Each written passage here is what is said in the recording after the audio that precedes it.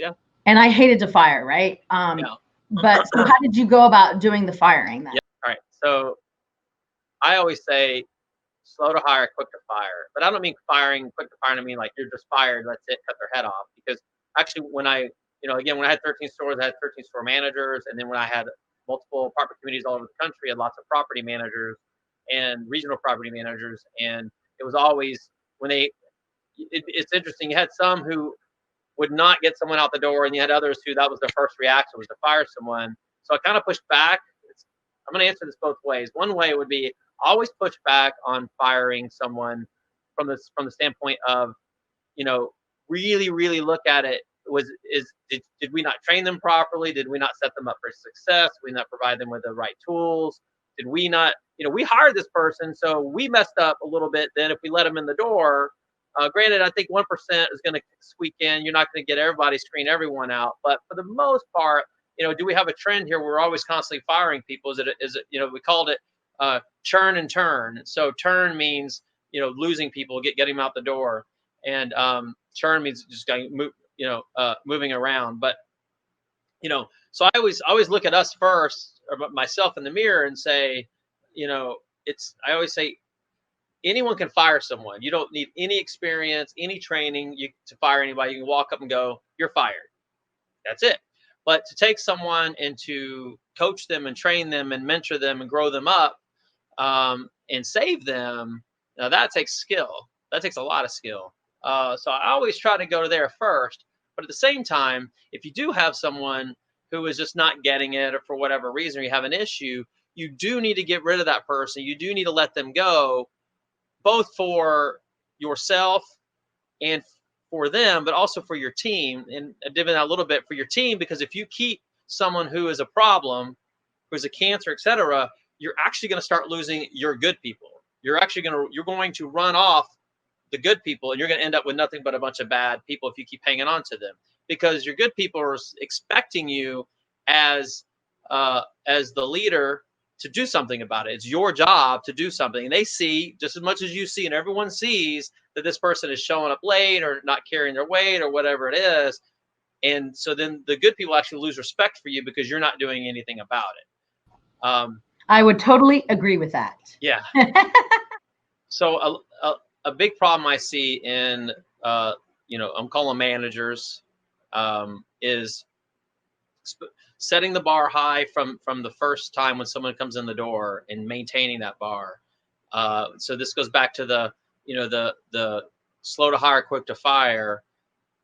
But a lot of managers, the biggest mistake they make, like I said, is they don't set those expectations and maintain those from the first day. And a perfect example of that is when we do hire a new person. Let's just, for example, say they're late to work, right? We've all been late to work at some point in our life. Most people have anyway, right? And so let's look at it from my point of view. If I'm late for work, what am I thinking? Oh my God, I'm late. I'm gonna get so much trouble, whatever. I'm running red lights, like I'm panicking, I'm freaking out. And so I show up to work late, and the manager or the boss looks over and sees you come in, but you're a brand new employee. And so I have a lot of managers who work for me are like, well, they're new and I don't want them not to like me. So they don't say anything because they're afraid this person isn't going to like them, and they want to be liked, right? and like versus respected. But you can have both. And so they don't say anything. So the person walks in the door, they expect, that's the funny thing.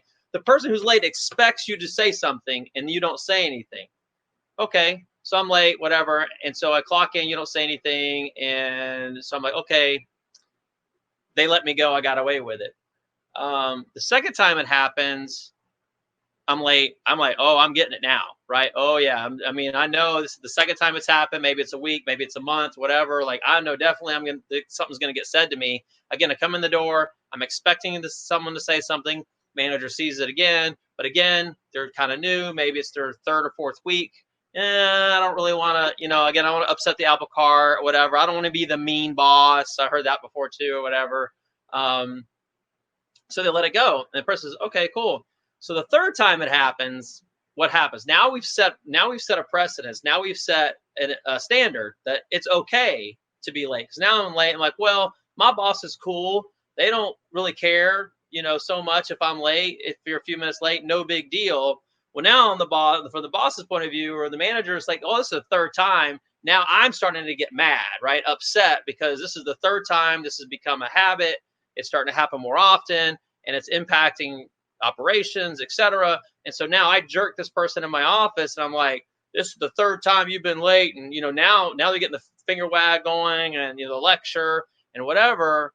And it's interesting how all of a sudden the paradigm shifts, and the employee sits back is like, what's your problem? Or what, are you having a bad day? Why are you picking on me? Da da da da. So all of a sudden now it's like it's personal versus the expectation was. And so now when you try to bring the hammer down, it's a totally different conversation. Now it's personable, and we're not looking at the actual facts because you didn't set the bar from the first day and hold them accountable from the very first day.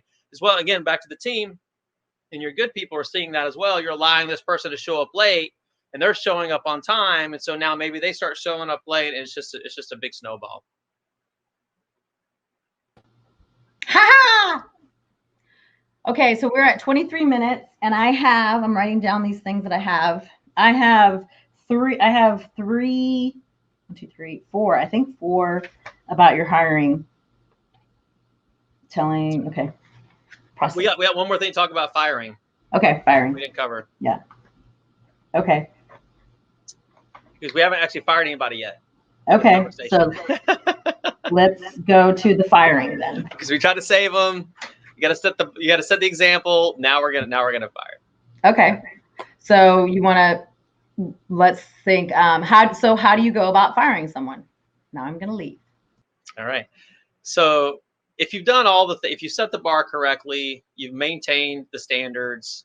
Again, it's your job to communicate. Like I said, the first time they were late, you should say something that, hey, you're late. You're supposed to be here. This is the expectation. Continue to maintain that standard.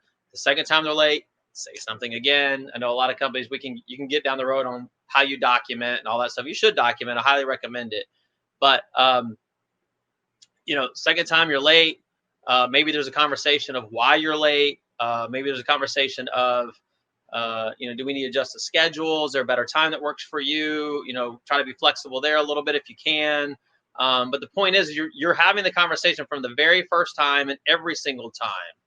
So then when you get to the third or whatever, however times you need, but there needs to be a conversation at some point that says, hey, we've had this conversation many times about this exact thing. We've tried to be flexible. We've come up with different strategies, training, whatever. We've worked through this problem. Next time this happens, it's going to lead to termination. So it's not oh my God, why are you firing me? I'm shocked that I'm being fired right now. I can tell you just about every single time I've terminated someone, except for twice. I've got some really good, we won't talk about it today, but I got some really good termination stories. They were all 100% within an agreement. It was like, I pull them in, and it was the 4th or 5th, whatever time it was, and it says, okay, we know, this happened, right? And what did we say was going to happen? I'm being let go. Do you agree you should be let go?